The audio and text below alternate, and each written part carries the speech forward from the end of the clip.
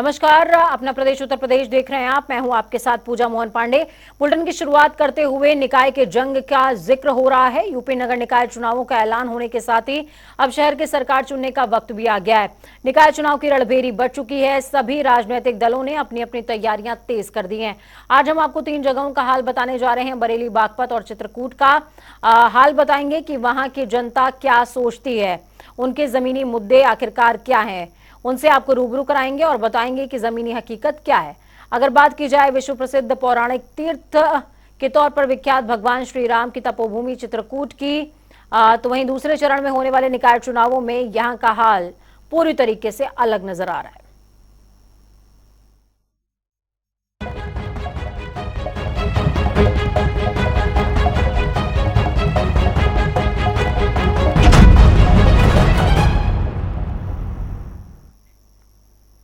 तो वहीं आपको बता दें कि पंचायत चुनाव होने वाले हैं और पंचायत चुनाव का पहला चरण समाप्त हो गया है। दूसरे चरण के लिए सभी जान झोंक रहे हैं। यहां तक कि मुख्यमंत्री योगी आदित्यनाथ भी पीछे नहीं है। सबसे पहले रायबरेली का रुख करेंगे, वहां पर क्या कुछ हाल देखने को मिल रहा है, समझिए।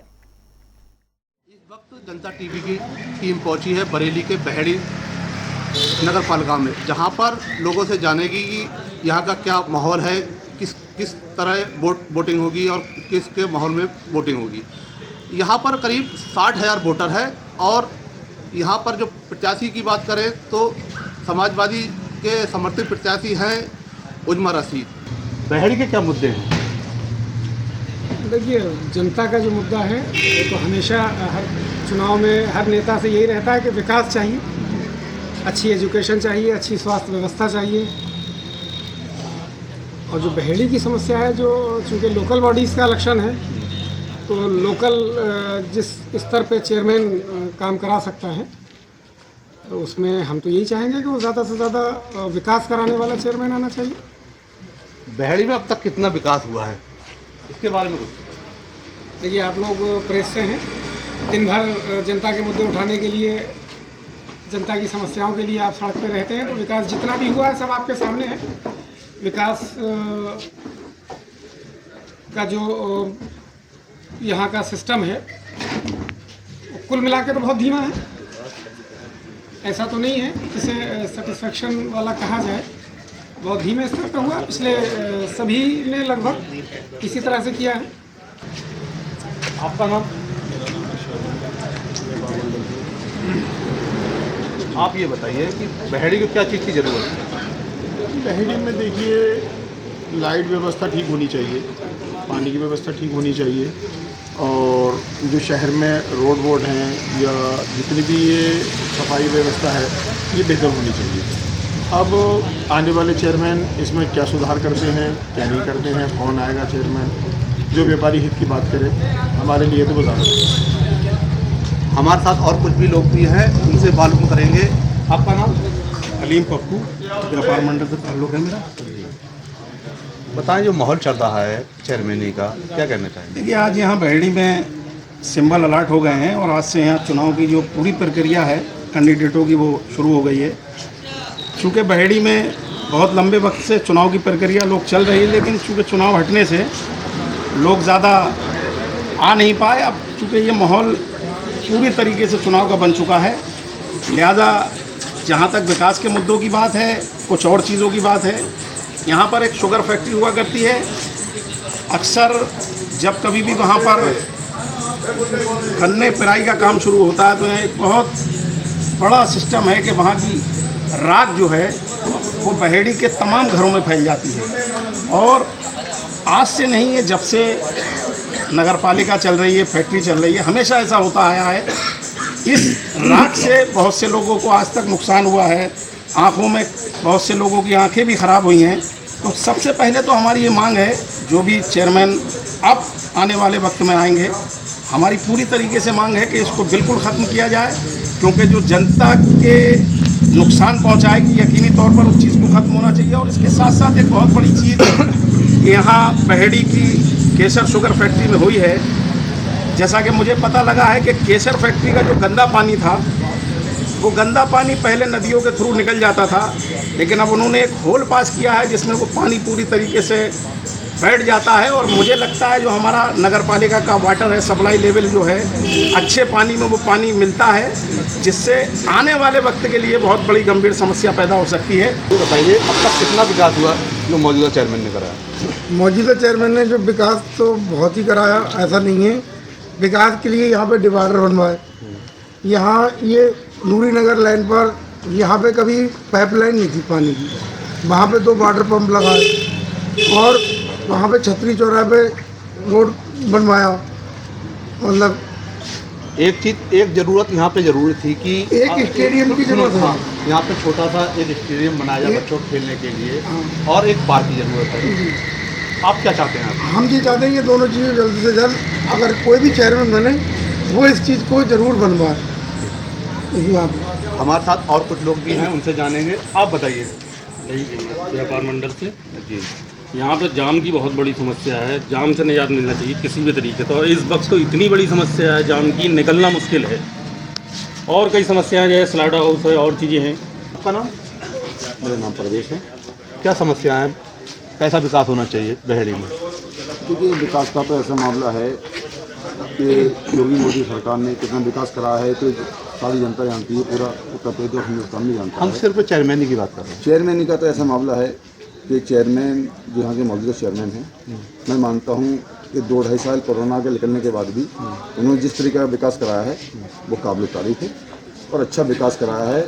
और गरीबों की, मजलूमों की जो आवाज़ उठाता रहे, उनकी मदद करता रहे, इससे बड़ी और कुछ नहीं। स्टेडियम तो भाई साहब नहीं बना। स्टेडियम ये चेयरमैन के अंतर्गत नहीं आता है। छोटा स्टेडियम बना देते, बच्चों को खेलने का मैदान कर देते। देखिए, मतलब मैदान वाली बात तो ऐसी बात है कि चेयरमैन कोई भी हो और उसका काम प्रयास करने का होता है, लेकिन जिसके 2-2.5 साल कोरोना में निकल जाएँ तो वो स्टेडियम बनवाए या नगर का विकास कराए, क्या करा सकते? ठीक है।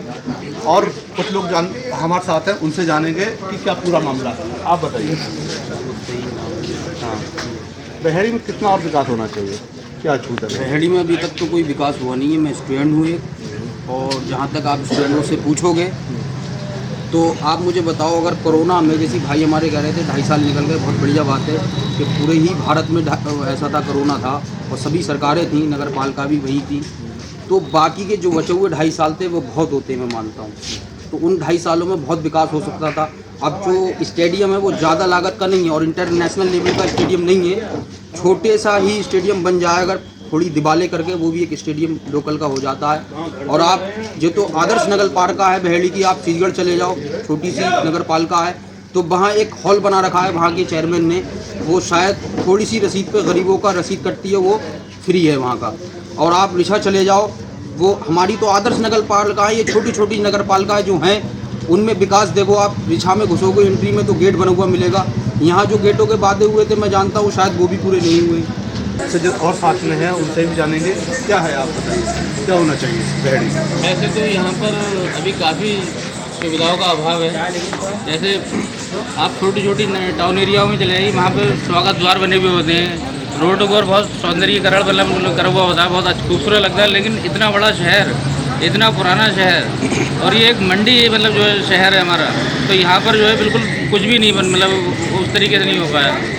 तो जो भी चेयरमैन बने वो इस चीज़ पे ध्यान दे, यहाँ के रोड अच्छे करें, यहाँ पर जो है बहेड़ी को मतलब जो है पहचान मिले, इस तरीके से यहाँ पे गेट वगैरह बनाए जाएँ, मैरिज हॉल, शादी हॉल वगैरह जो है बने, जिससे कि गरीब लोगों की शादी हो जाए और पैसे भी मतलब जो उनको ऊपर ज़्यादा खर्च ना करना पड़े। और हम जो है किसी ऐसे बंदे को चाहते हैं कि चेयरमैन ने जो व्यापार हित पे ध्यान दे, व्यापारियों का साथ दे। छोटी छोटी बातों पर मतलब जो व्यापारियों को बहुत परेशानी उठाना पड़ती है। जो भी चेयरमैन आए वो अपने चुनावी घोषणा पत्र में ये वायदे करें कि हम व्यापारियों के लिए कुछ काम करेंगे। ठीक है। यहाँ पर सबसे बड़ा मुद्दा है कि बहेड़ी में पानी भर जाता है, तो अगर फैक्ट्री से राख उड़ती है तो लोगों घरों में जाती है और कपड़े खराब हो जाते हैं। तो 11 तारीख को वोटिंग होगी और 13 तारीख को यहाँ पर निर्णय आएंगे। अब देखना ये होगा कि कौन प्रत्याशी बहेड़ी की नगर पालिका पर कब्जा कर सकता है। कैमरामैन निम के साथ फजलुर रहमान, जनता टीवी, बरेली। तो वहीं बागपत की बात की जाए तो जिले के 3 नगर परिषद और 6 नगर पंचायतों में दूसरे चरण में वोट डाले जाने हैं। चुनावों को लेकर सियासी पारा हाई है। तो वहीं बरेली की अगर बात हम कर रहे थे, जहां पर 80 वार्डों में वार्ड पार्षद के चुनाव को लेकर के भी आपने देखा कि किस तरीके से तमाम दलों ने ताकत झोंकी और जनता की क्या राय थी। इसी तरीके से बागपत का क्या हाल है वो भी जानेंगे, समझेंगे। जनता क्या सोच रही है, किन मुद्दों पर वोट करेगी, देखिए। उत्तर प्रदेश में निकाय चुनाव का बिगुल बज चुका है। बागपत में हम यहाँ मौजूद हैं, बागपत नगरपालिका क्षेत्र में, जहां दूसरे चरण में 11 मई को मतदान होना है। हर नगरपालिका का एक मुद्दा होता है, उसे ही जानने की आज हम कोशिश करेंगे। आज हम नगरपालिका क्षेत्र के मुख्य बाजार में मौजूद हैं। कुछ लोग स्थानीय हमारे साथ यहाँ मौजूद हैं, जिनसे बात करेंगे आखिर क्या मुद्दा रहा है, 5 वर्षों में कितना विकास कार्य हुए हैं और किस विकास की जरूरत है जिस पे वोट करेंगे, क्या इनके मन में रहेगा। क्या नाम है आपका? मास्टर राकेश मोहन गर्ग। राकेश जी, नगर निकाय का चुनाव है, 11 मई को मतदान होना है, किस तरह से देख रहे हैं, क्या मुद्दे हैं यहाँ के इस विधानसभा के? मुद्दे तो बागपत नगर के विकास के लिए कोई विशेष कार्य आज तक हुए नहीं। ना तो यहाँ बुजुर्गों के घूमने के लिए या युवकों के घूमने के लिए कोई पार्क है, ना बच्चों के पढ़ने के लिए कोई लाइब्रेरी है। कंपटीशन की तैयारी करने के लिए बच्चे बाहर जाना पड़ता है, कोई सुविधा उनको इस तरीके की उपलब्ध नहीं होती। बाजारों में अवैध पार्किंग, लोग आते हैं दुकानों के सामने गाड़ी खड़ी करके चले जाते हैं, सारा दिन अवैध पार्किंग रहती है, निकलना जाना आना बड़ा कठिन हो गया है। इसके अलावा सबसे बड़ी जो भारी समस्या है वो शौचालयों की समस्या है। सारे मार्केटों में कहीं भी अगर महिला हमारी माता बहन कहीं आ जाए और किसी को कोई दिक्कत आ जाए तो कोई सुविधा उनके लिए नहीं है। इसके लिए ऐसी कोई व्यवस्था हो, सचल मूवेबल टॉयलेट बनाए जाएं, खड़े करे जाएं, जिससे लोगों को उसका लाभ हो सके और उन लोगों को उसकी फ़ायदा हो सके। इसके अलावा जो बच्चे हमारे हैं उनके लिए पार्क की व्यवस्था हो, सुबह शाम घूमने के लिए, जहां वो बच्चे सुरक्षित महसूस कर सकें। ऐसी कोई जगह नहीं जहां हमारी बेटियां या माताएं बहनें जाएं, घूम आएँ या कुछ इस तरह का काम करें वहाँ पर जो उनके स्वास्थ्य के लिए लाभकारी हो। ऐसी कोई जगह नहीं है। एक आध जगह अगर है भी, जैसे जमुना जी के घाट पे थोड़े से वो लगे हैं, वो आधे से ज़्यादा वो तोड़ दिए। उनकी कोई देखभाल नहीं करने वाला, पेड़ पौधे लगते हैं उन्हें उखाड़ के ले जाते हैं, कोई उसकी देखभाल नहीं करता। नगर पालिका की तरफ से उनकी कोई व्यवस्था नहीं होती। शौचालय एक आध जगह अगर बने हुए हैं तो उनमें ताले पड़े हुए हैं, बंद पड़े हुए हैं। इतनी भारी जो है नगर के लोगों के लिए। इसके अलावा आजकल गैस की पाइप दबाने के नाम पे सारी पाइपलाइन टूट गई। सारे नगर में पानी भर रहे हैं, कई मकानों में दरार आ गई, करोड़ों रुपए का लोगों का नुकसान हो गया। तो इसके तरफ भी कोई ध्यान जो है वो नहीं जाना चाहिए। अब जो आलोक बने उन्हें कम से कम बागपत की मूलभूत सुविधाओं का ध्यान रखते हुए कम से कम ऐसा तो करा जाए कि बागपत के नागरिकों को ये सारी सुविधाएं प्राप्त हो सके। 5 वर्षों में कितना विकास कार्य हुआ? विकास कार्य तो कुछ नहीं कह सकते जिसको हम कह सकते हैं, क्योंकि आमतौर पे जो सड़कें खड़ंजे वगैरह पहले से काफ़ी अच्छी स्थिति में हैं, तो कोई ज़्यादा कोई बनावट बनी तो उनके है नहीं। बाकी जहाँ तक पानी की व्यवस्था उसमें कोई खास सुधार नहीं हुआ। क्या नाम है जी आपका? विजेंद्र कुमार जैन। विजेंद्र जी, नगर निकाय का चुनाव है, किस मुद्दे पर वोट करने जाएंगे, क्या सोच कर जाएंगे? नगर का विकास होना चाहिए। खड़ंजे नाले अतिक्रमण हो रहा है बाजार में, उस पर भी रोक होनी चाहिए। मतलब नगर पकड़ कुछ करती थी, कोई अपना बना देता है, कोई मकान में आगे बनाता है। 5 वर्ष की योजना गई है, उसमें कितने विकास कार्य यहाँ हुए? वैसे देखो सड़कों का विकास करा, वैसे खड़ंजे बने हुए हैं, खड़ंजे बने, लाइट की व्यवस्था भी हुई, घूमने फिरने के वास्ते भी यहाँ पार्क नहीं है बागपत में कहीं भी। एक पक्के घाट पे बना था, वहाँ कुछ सब सामान तोड़ के नगर पालिका का सबसे बड़ा मुद्दा क्या है?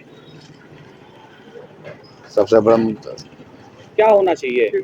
इस बच्चों को खेलने वास्ते कुछ थोड़ा स्टेडियम होना चाहिए, यहाँ है नहीं बागपत में। हमारे साथ कुछ और भी लोग हैं। क्या नाम है जी आपका? मुकेश कुमार जी। मुकेश जी, नगर निकाय का चुनाव है, क्या मुद्दा है, किस मुद्दे पर वोट करेंगे? एक तो भाई साहब यहाँ गाड़ी की पार्किंग बिल्कुल नहीं, लोग जाते हैं सड़क पर गाड़ी खड़ी कर, आप देख रहे बाजारों में गाड़ी खड़ी होती है। और एक बात तो सबसे ज्यादा गंदगी, पुराने कस्बे में जाकर देखो, सड़ा हुआ पड़ा है बिल्कुल। वहाँ हर चौराहे पे देखोगे आपको गंदगी मिलेगी, ढेर मिलेंगे। सफाई नहीं होती? सफाई का नाम तो सफाई है, लेकिन वहाँ जो गंदगी ढेर लगे वहाँ सबसे ज्यादा गंदगी के कारण वोट नहीं देंगे आपको किसी को। अब अगर हम लोटाई का इस्तेमाल करने की कोशिश करेंगे 100%। और एक यहाँ शमशान घाट है जिसमें इतना बड़ा घोटाला किया है नगर पालिका ने, इसका घोटाले का आप देखो कम से कम 3-4 करोड़ रुपए घोटाला हुआ है। इसलिए हम लोटे का इस्तेमाल करेंगे, हम क्या वोट नहीं देंगे किसी को। बिल्कुल ये वोट के लिए मना कर रहे हैं, लेकिन कुछ लोग और भी साथ हैं, बात करेंगे। जी क्या नाम है आपका? जी राकेश मोहन।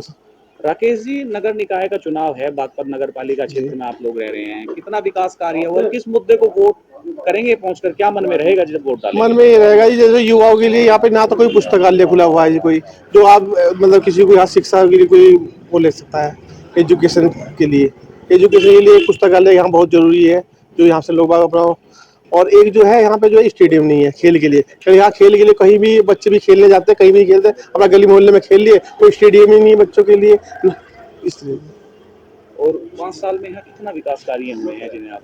नहीं, कार्य तो थोड़े बहुत हुए हैं, ऐसे नहीं है कार्य बिल्कुल नहीं हुए, कार्य हुए हैं, सड़कें थोड़ी बहुत बनी है, खड़ंजे भी लगे हैं, लेकिन वो इस विकास नहीं हो पाया जितना होना चाहिए था।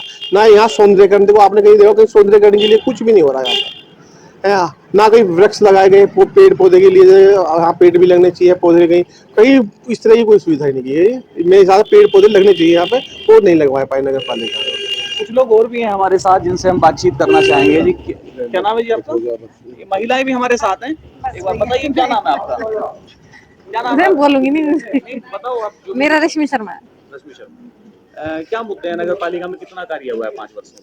हमें तो कुछ नजर नहीं आ रहा है, कोई कार्य हुआ है। एक हम बाजार में बैठते हैं, बाजार में टॉयलेट की तो सुविधा होनी चाहिए, हमारे सामने खड़े हुए जेंट्स बाथरूम करते रहते हैं, अच्छा थोड़ी लगता है। इतनी तो सुविधा होनी चाहिए कम से कम। 5 साल की योजना में कितना कार्य हुआ? आपने किसी से कुछ नहीं हुआ जी, हमारे विचार से कुछ नहीं हुआ। जैसे महिलाओं की सुरक्षा को लेकर क्या इंतजाम होते हैं यहाँ नगर? कोई सुरक्षा नहीं है, कुछ दिन पुलिस वाले बैठे थे, अब वो पुलिस वाले भी नहीं बैठते हैं। शिकायत की आपने किसी से? नहीं जी, हमने शिकायत नहीं करी किसी से। आपके मन में क्या मुद्दा रहेगा अगर वोट करने जाएंगे तो? नहीं, वोट हम करेंगे ही नहीं, किस मुद्दे पे वोट करें हम? वोट क्यों नहीं करेंगे? अधिकार है आपका वोट? बस जी, अधिकार का क्या करेंगे हम अपने का? आपको लगता है आपका अधिकार है? नहीं, अधिकार है हमारा। हमारे साथ नगर पालिका पहुंची, हमने जो लोगों से बातचीत की है, यहाँ लोगों का कुछ लोगों का विचार है कि विकास कार्य नहीं हुआ है, कुछ लोगों का कहना है कि कुछ विकास हुआ है, लेकिन देखना ये होगा कि आखिर पाजी यहाँ कौन सा प्रत्याशी मारता है। आशीष त्यागी, जनता टीवी, बागपत। तो वही अगर बात विश्व प्रसिद्ध पौराणिक तीर्थ के तौर पर विख्यात भगवान श्री राम की तपोभूमि चित्रकूट की करें तो दूसरे चरण में यहां पर भी निकाय का चुनाव होना है, पारा हाई है। इस बार चित्रकूट धाम की अगर बात करें तो नगर पालिका परिषद, करवी, नगर पंचायत राजापुर, मानिकपुर के अलावा नगर पंचायत मऊ में भी चुनाव होना है। यहाँ पर लोगों की राय क्या है, वो किन मुद्दों के आधार पर वोट करेंगे, उसके लिए रुख करेंगे ग्राउंड जीरो का। देखिए, महज कुछ दिन बचे हैं जब नगर पालिका का चुनाव होगा और प्रत्याशी जो है आस लगाए टकटकी लगाए बैठे हैं कि कब चुनाव हो और उसके बाद रिजल्ट आए। रिजल्ट के साथ साथ तमाम लोगों की उम्मीदें हैं क्षेत्र को लेकर, और क्षेत्र में किस तरीके का विकास होगा, वार्डों में साफ सफाई का क्या माहौल होगा, और उसके साथ नाली निर्माण, आवास निर्माण, सरकार की जितनी भी योजनाएं हैं वो किस तरीके से वार्ड मेंबर जो है जो जीत कर आएंगे कैसे अपना काम करेंगे, इसको लेकर तमाम तरीके की समस्याएं हैं। इस समय हम वार्ड नंबर 8 पर खड़े हैं। चित्रकूट का इलाका है और नया ही परसीमन क्षेत्र में यह इलाका शामिल हुआ है।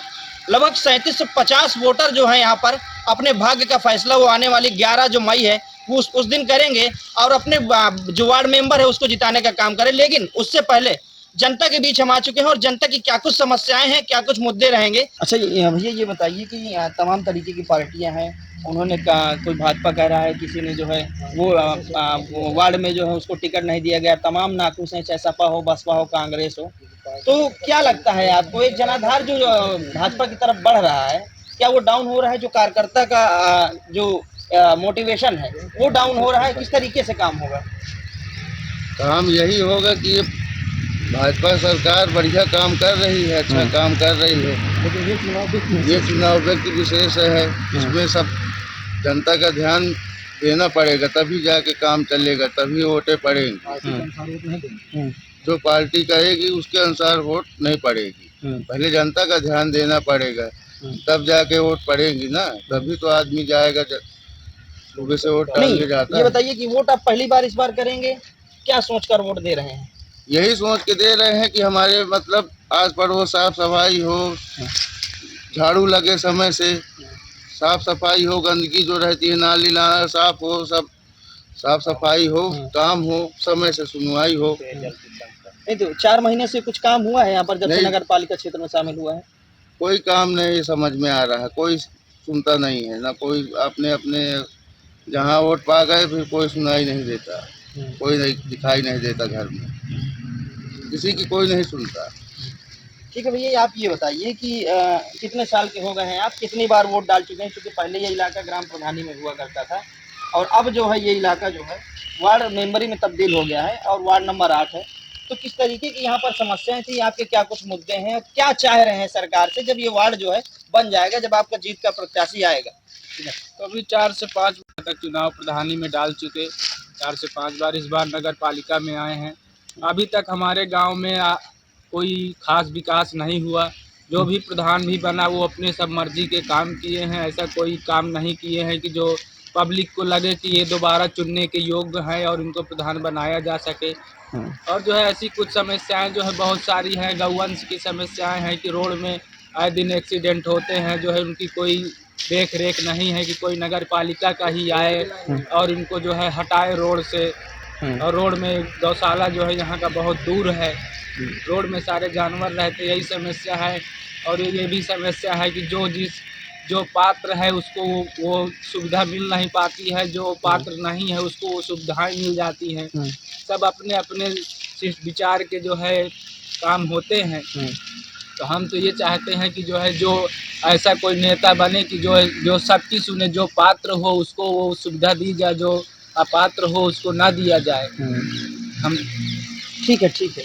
ये कह रहे हैं कि गौशाला की समस्या बहुत ज़्यादा थी यहाँ पे, और जब बरसात आ जाती है तो यहाँ जहाँ हम खड़े हैं इस इलाके में काफ़ी पानी भर जाता है, तो आसपास जो घर हैं वो डूब जाते हैं। तो मैंने जब आ रहा था यहाँ पर देखा कि यहाँ पर नालियाँ नहीं है, बहुत लंबी लंबी, और घरों आसपास घर डूबे थे। क्या है ये प्रमुख समस्या है क्या यहाँ की? समस्या यही है कि नाली वाली का यहाँ कोई ध्यान नहीं दिया अभी तक, ना तो नाली वाली बनी है।